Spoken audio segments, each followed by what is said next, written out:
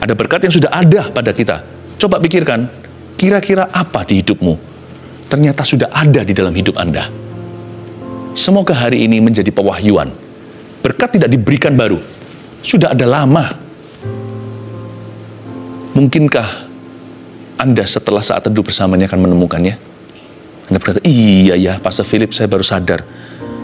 Ternyata ada pada saya ya. Terima kasih Tuhan. Hari ini menyadarkan, ini pencerahan buat aku.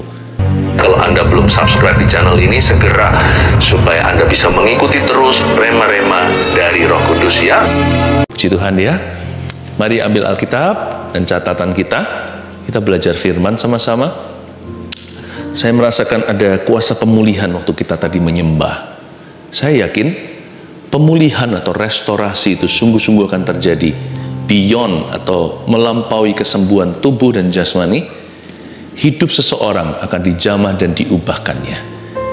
Hari ini firman yang saya bagikan, saya berikan judul minta, cari, ketok. Di Matius pasal 7 ayat 7 sampai 11, saya ingin membahas bahwa sesungguhnya berkat-berkat Allah dalam kehidupan umatnya dan anak-anaknya itu ada macam-macam tipenya. Nah, kita yang harus discern atau bisa membeda-bedakan bahwa ada berkat yang berbeda cara memperolehnya.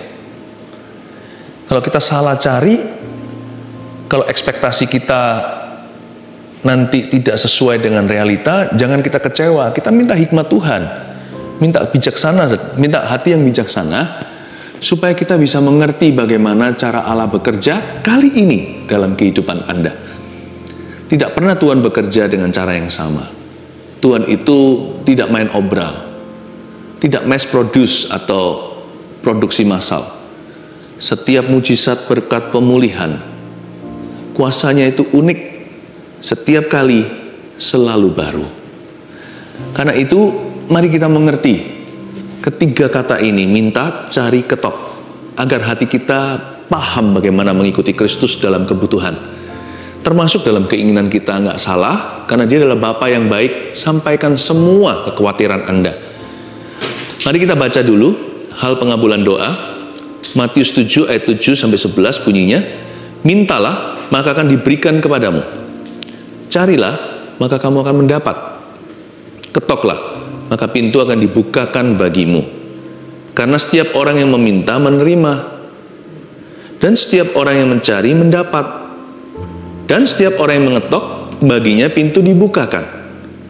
Adakah seorang daripadamu yang memberi batu kepada anaknya, jika ia meminta roti? Atau memberi ular, jika ia meminta ikan? Jadi, jika kamu yang jahat tahu memberi pemberian yang baik kepada anak-anakmu, apalagi Bapamu yang di sorga, Ia akan memberikan yang baik kepada mereka yang meminta kepadanya. Coba pahami, ada 3 dimensi. Kita lihat yang pertama dulu, ada kata mintalah. Lalu dilanjutkan janji Tuhan, maka akan diberikan kepadamu. Coba lompat ke ayat 8 sekarang. Korelasinya apa? Karena setiap orang yang meminta menerima. Saya ulang lagi ya. Mintalah maka akan diberikan kepadamu. Lalu sambungannya di ayat 8, karena setiap orang yang meminta menerima. Dari sisi Tuhan, dalam perjanjian antara kita dengan yang Maha Kuasa, dari sisi Tuhan itu nggak pernah salah. Nah, dari sisi kita ini yang seringkali kesalahan terjadi. Bagian kita hanyalah meminta. Tuhan berjanji, siapa yang minta akan menerima.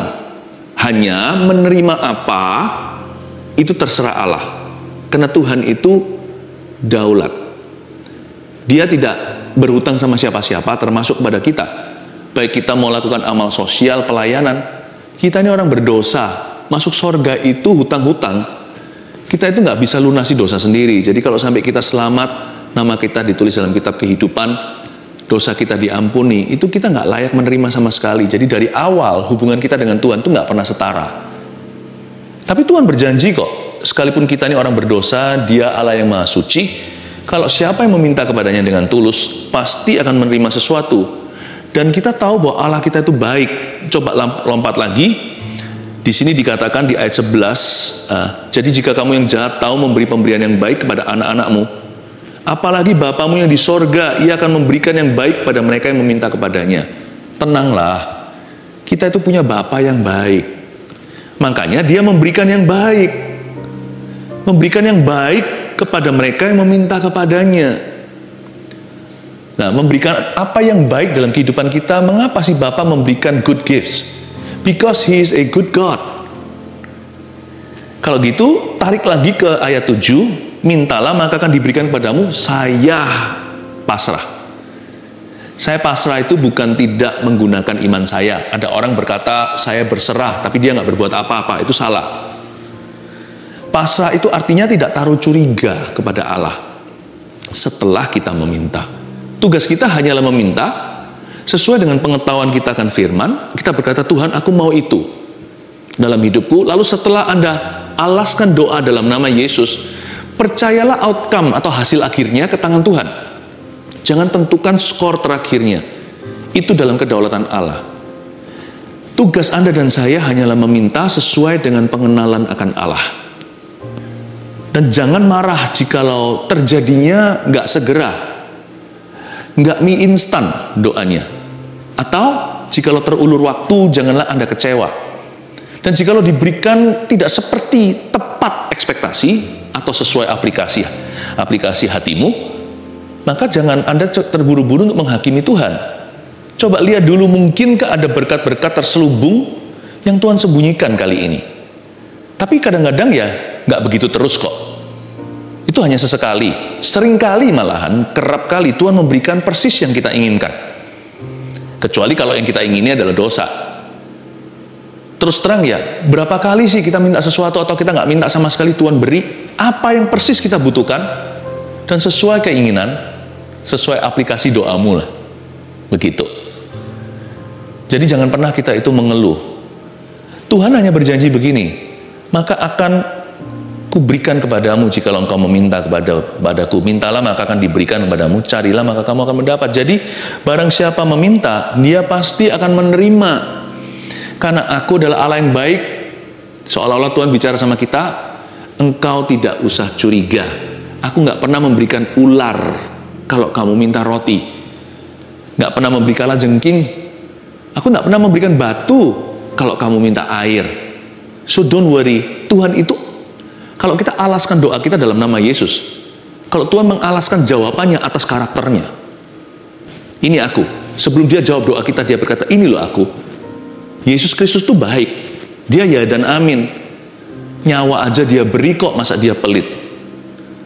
Kalau kita mengalaskan doa kita dalam nama Yesus sampai ke tata Bapa, kalau Tuhan itu mengalaskan jawaban doanya ke dalam kehidupan kita itu berdasarkan moralitasnya yang sempurna. Dia berkata, I'm a good God. Aku adalah Allah yang baik. Kenapa kamu takut? Kenapa kamu ketar-ketir begitu? Bertindak seolah-olah aku hendak melukaimu.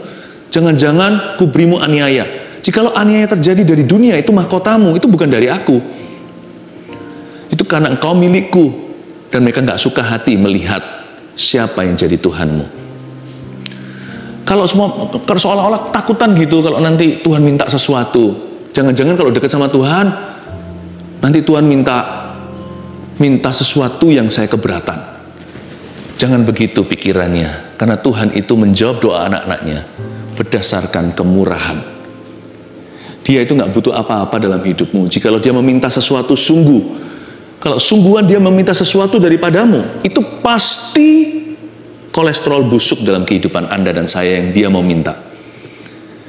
Sekalipun kelihatan indah, mewah, apapun juga, jikalau Tuhan memang meminta sesuatu, nggak usah Anda dekat sama Tuhan. Kalau Tuhan minta, itu tetap akan Tuhan ambil dekat atau tidak dekat padanya.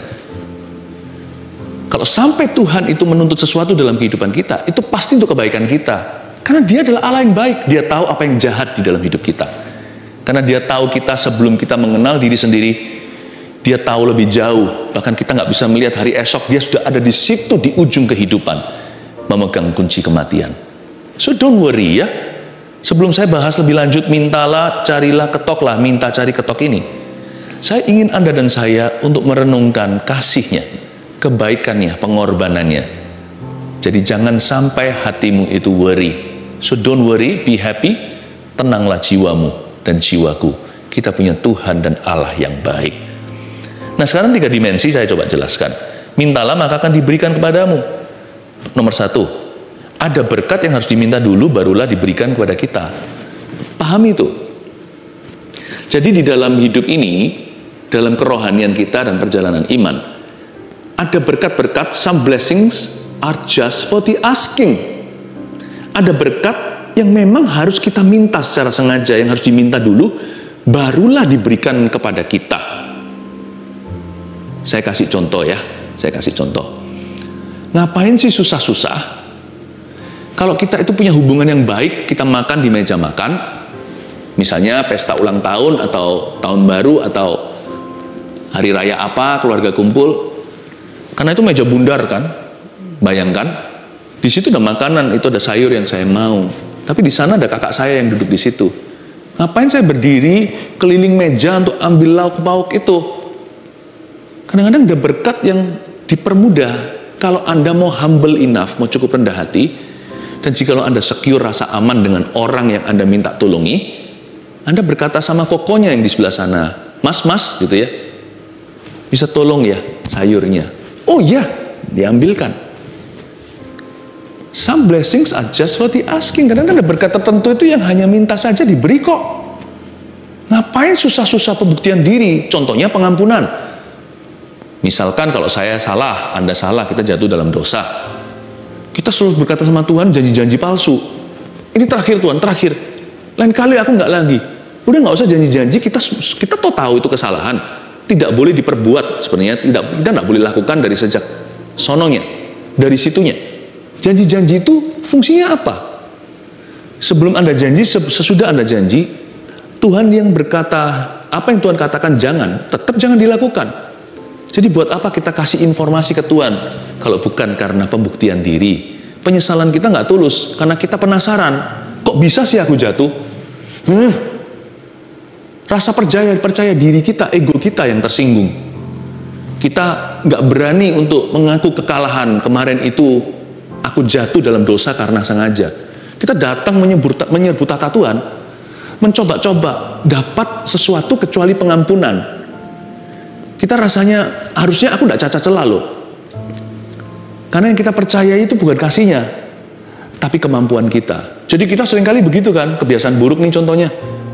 Tuhan, terakhir kali, besok nggak akan lagi, selamanya tidak akan lagi. Baru ngomong begitu, menit kemudian jatuh lagi. Apa susahnya kita dengan hati yang hancur, jiwa yang patah remuk, mengaku kalah dan berkata, tidak ada alasan kemarin aku berbuat demikian. Itu semua adalah pilihan. I'm sorry, I was stupid, aku bodoh, aku salah di hadapanmu. Now up to you, Tuhan mau apain aku? Tuhan mau hukum aku, Tuhan mau punish, Tuhan mau kasih konsekuensi, atau Tuhan mau ampuni begitu saja, terserah Tuhan. Engkau benar dalam penghakiman. Pokoknya aku ngaku ketangkap basah, bukan karena aku terpaksa, karena aku tidak tahu mau lari kemana aku dapat pergi menjauhi rohmu Tuhan. Lord, forgive me, ampuni aku ya. Udah begitu. Yang pasti, jangan buang aku dari hadiratmu seperti doa pengakuan dosanya Daud ketika jatuh sama Batsheba. Yang penting jangan ambil rohmu daripada aku. Tuhan, pulihkan aku. Ampuni saya Tuhan, ampuni Daud. Tuhan mau hukum aku nggak apa-apa, jangan cabut kasih-Mu. Aku nggak minta jadi raja lagi kalau perlu. Aku nggak minta dipakai Tuhan, diberkati. Pokoknya aku mau tetap jadi anak-Mu Tuhan. Udah, ngaku kalah aja di hadapan Tuhan. Ambilkan sayur itu, langsung diambilkan. Ampuni aku, dan Tuhan mengampunimu. Berbahagialah orang yang pelanggarannya tidak diperhitungkan kepadanya, yang dosanya ditutupi, kata Alkitab. Sometimes kita membuat susah sih. Pengampunan dosa itu harus diminta, bukan dicari. Ya. Tapi ada juga tipe berkat yang kedua di sini. Mintalah tadi yang pertama mintalah maka akan diberikan kepadamu kan?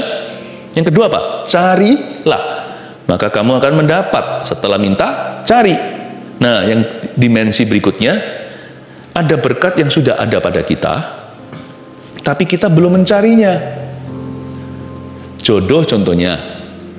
Zaman-zaman dulu anak muda, saya masih ingat waktu saya masih melayani di Kaula Muda belasan atau puluhan tahun yang lalu, itu orang-orang semuanya cowok-cowok rambutnya mau seperti FC gitu atau Meteor Garden, masih ingat saya, panjang-panjang begitu, gondrong.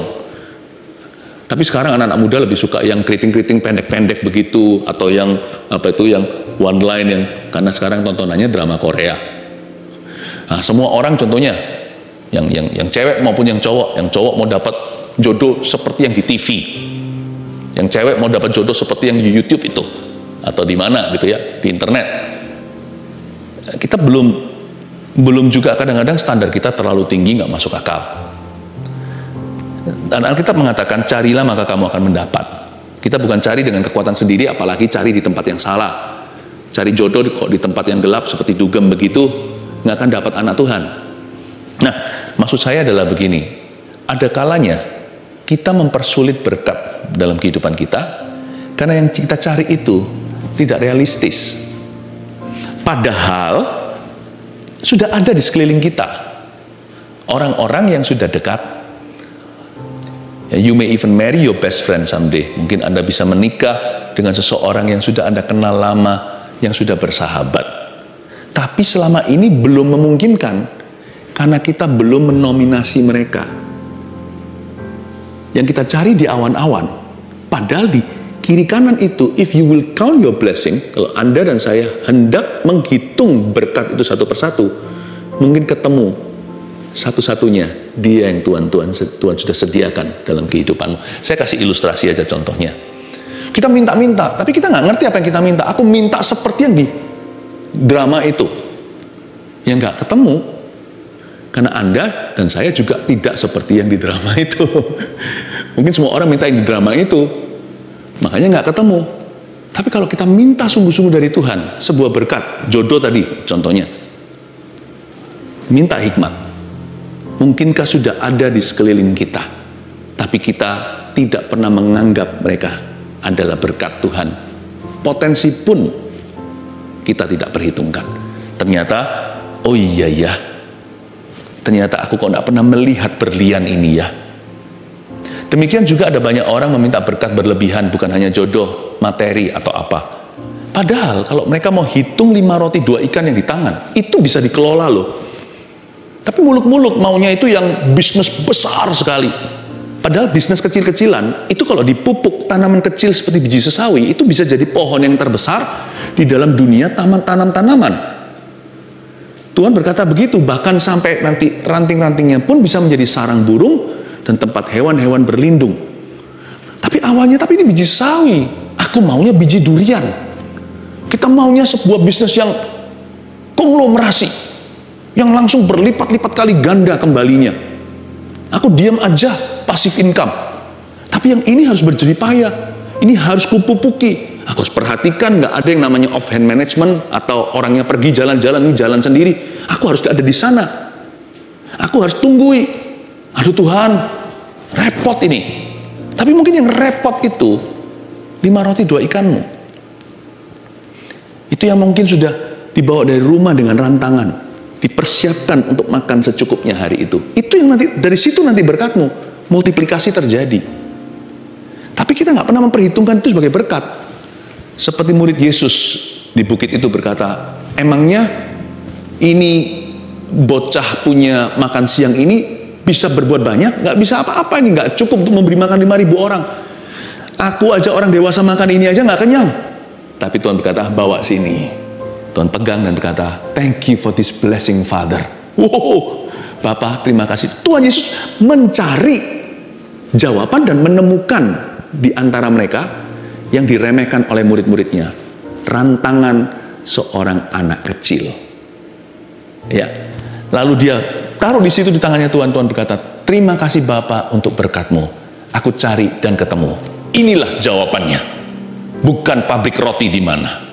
Terima kasih Bapak. Dipecah-pecahkan menjadi 5.000 orang makan. You start counting. Some blessings, they are already with you, but you haven't counted them as your blessings. Ada berkat-berkat yang sudah ada bersama dengan Anda, tapi Anda belum memperhitungkan hal-hal itu sebagai berkatmu. Makanya nggak jadi apa-apa. Ya. Tapi jangan aksesnya nanti ya semua orang dilihat ini potensi jodohku kalau yang masih jomblo. Jangan begitu juga ya. Mata kita harus terarah. Jangan semua itu di-cash-kan. Jangan setiap hubungan itu nanti semua orang takut mendekati Anda. Karena dikit-dikit dikira jodohnya. Enggak ya.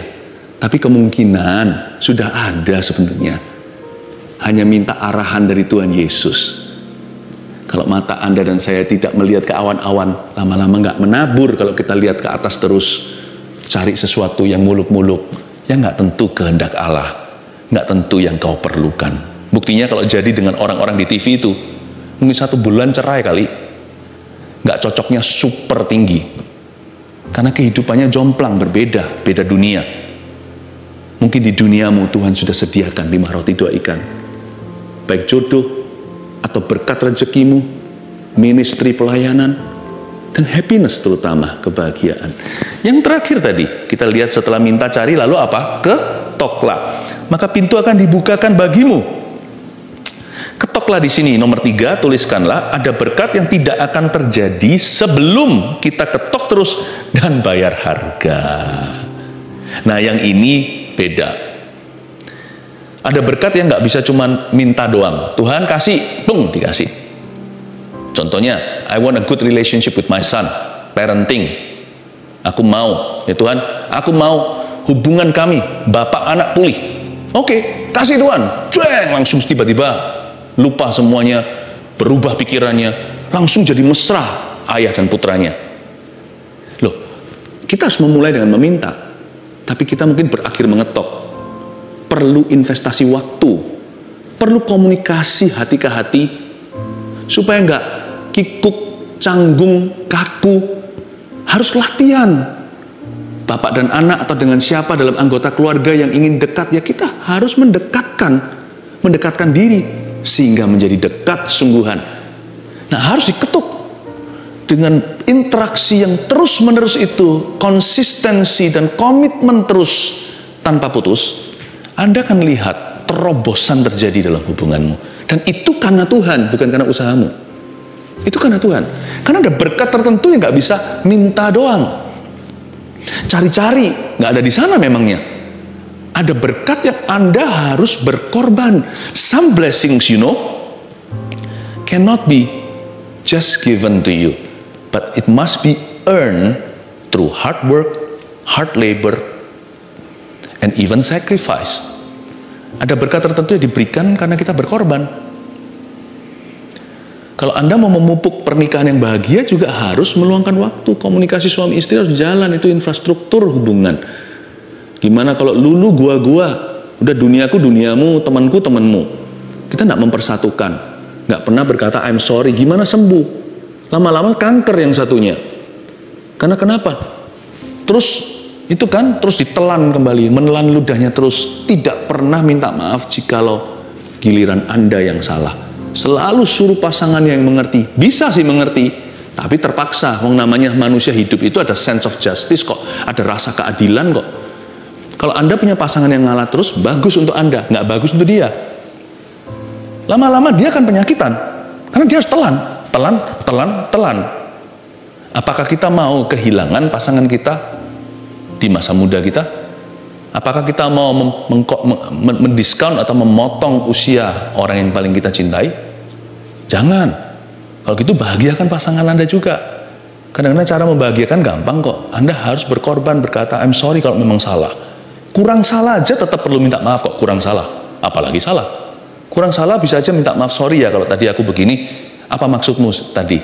Aku mau dengar sekarang. I love you ditahan-tahan. Suami istri tidak pernah meluangkan waktu berdua untuk bicara tentang mereka. Yang mereka bicarakan tentang dunia. Entah dunia yang mereka geluti atau apa. Gimana bisa akrab? Takutnya nanti kalau suatu hari dunianya itu goyang, gimana hubungan? Ada berkat yang memang tidak akan terjadi sebelum kita ketok terus dan bayar harga. So name your commitment. Mulai beri nama tuh komitmennya apa. Aku komitmen sama istriku. Oke. Seminggu sekali saya ajak dia keluar tanpa anak-anak, contohnya. Bukan pergi ke tempat-tempat yang perlu kita spend uang. Nggak tentu.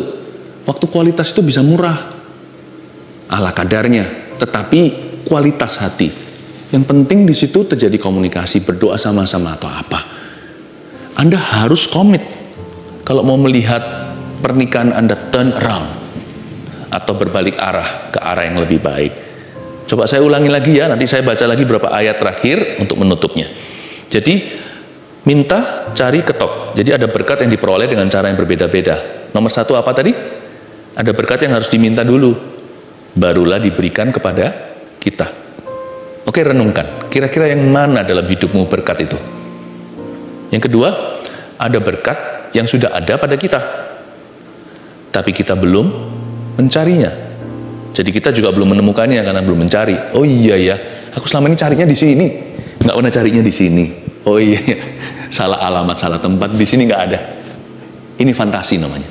Ini reality. Nah, di sini adanya. Kasih aku hikmat Tuhan. Sebab Alkitab mengatakan, setiap orang yang mencari, mendapat atau menemukan. Dalam bahasa Inggrisnya bagus.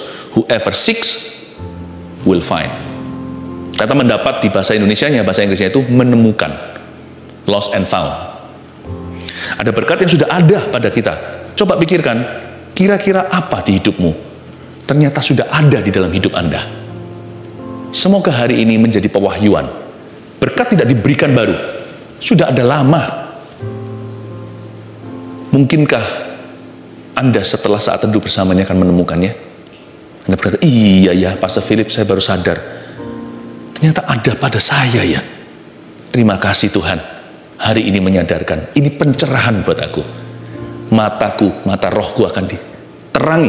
Mulai hari ini ketika saya lihat kanan kiri, ternyata ada kesempatan-kesempatan yang Tuhan sudah beri.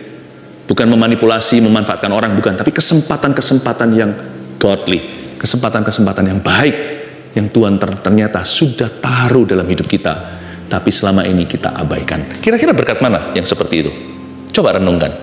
Firman ini harus direnungkan terus-menerus. Nanti Anda dengarkan lagi. Setiap episode saat teduh ini kan bisa diulang-ulang. Nanti Anda dengarkan, renungan lagi. Nanti Anda akan menemukan.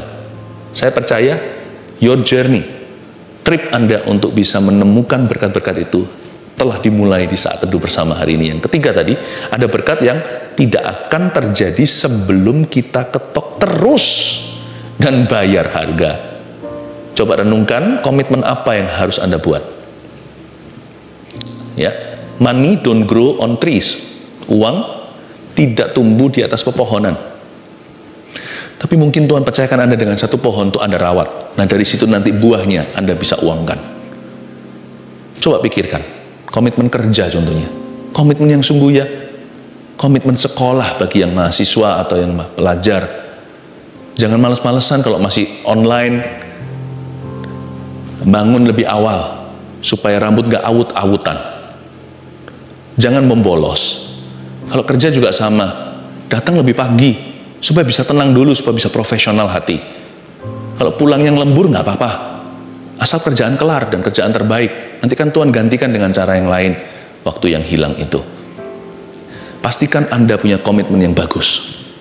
Coba Anda renungkan kira-kira dari 3 berkat ini, yang mana adalah apa. Oke?